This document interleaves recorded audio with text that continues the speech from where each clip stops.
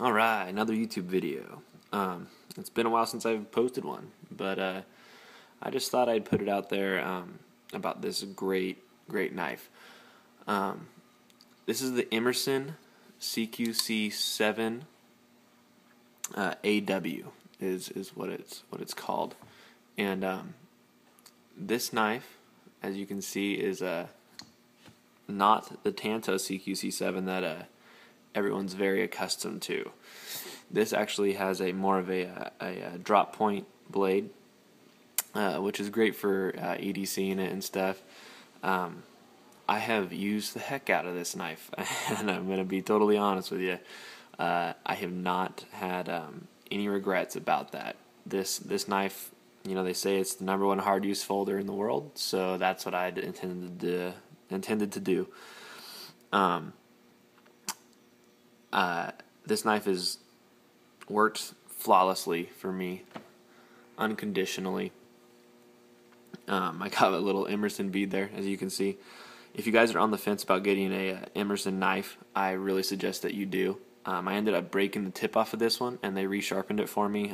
Took them about a week, 2 weeks to get it back to me, and it was just fine. When you first get an Emerson knife, or you know, any of them, most of the time you're going to get a little bit of when it locks up, you get a little bit of stickiness on the lock bar there, and you can hear it sometimes with mine, but the knife may be a little stiff too, and you can adjust that with your little pivot deal here. And the neatest thing about this pivot is, like, if I'm at work, I work as a welder, and if I'm at work and I need to adjust the pivot or anything, I could, you know, get a little screwdriver or a Phillips head screwdriver and take this whole thing apart and clean it, or adjust this, or or adjust the pivot with just a flathead screwdriver, or a quarter, or whatever you need.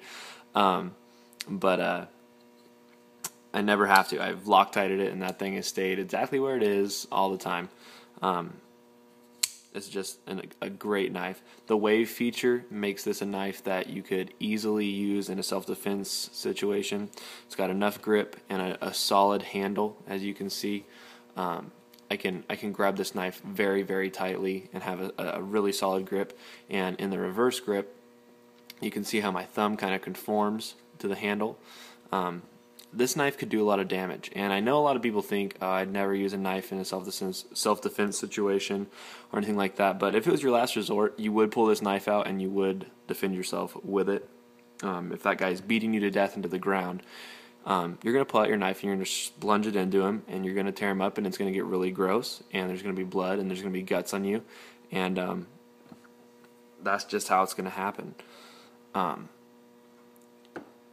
And I wouldn't second guess this knife's capability to be able to do that, even without the Tanto point. This knife will hold up. It's got a really good thick blade to it, sharp point, and you can get it razor sharp.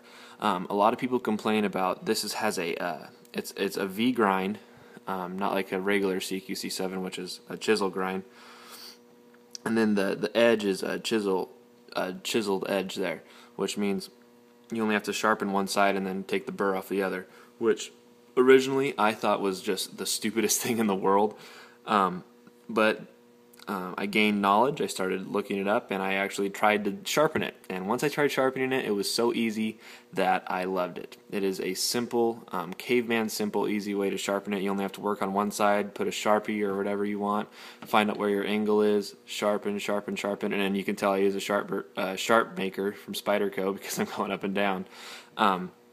Sharpen one side and then take the bevel off the other, and you have a sharp blade. And this knife, I've gotten it all the way dull within 5 minutes before. And how I did that, I was gutting an animal, and it was a big animal. My family owns a herd of buffalo, if you look in the previous videos, and I had to gut one. We had one die, and I had to gut it and, you know, do all that work. Well, actually, particularly on this buffalo, we weren't gutting it. We were just taking its head off. It had died 2 days prior, and there was no good meat to save, which was really unfortunate. I was out of town, and we didn't catch this animal's death, so it was really unfortunate. But I did have the opportunity to take his head, and we were going to mount his head for my father. But anyways, I was skinning it out with this knife, and this knife held up perfectly. But I dulled it, and it dulls because I was putting it into some extreme use, and it was going through some extreme tissue. It touched bone, and that's what happened. But I got it back tonight, and it took me about every bit of 5 minutes to sharpen it, and it's sharp again. And that's the great thing about these knives. You can get another edge. You still got a good knife, even if you get them super dull. These are just the ultimate workhorse of knives. They really are, and they hold up to everything they say. I'm going to do another Strider S&G video. I did get a Strider S&G. I spent $400 on a freaking knife. Yes, I did. And it is a great knife, but you know what? Of all the knives I've handled, and I've handled quite a few, this Emerson CQC7AW is my favorite knife. And if you guys are looking to buy one or get any Emerson knife in general, I highly recommend it. Ernie Emerson's a great guy. The company are full of great people, and I highly recommend you guys getting an Emerson knife.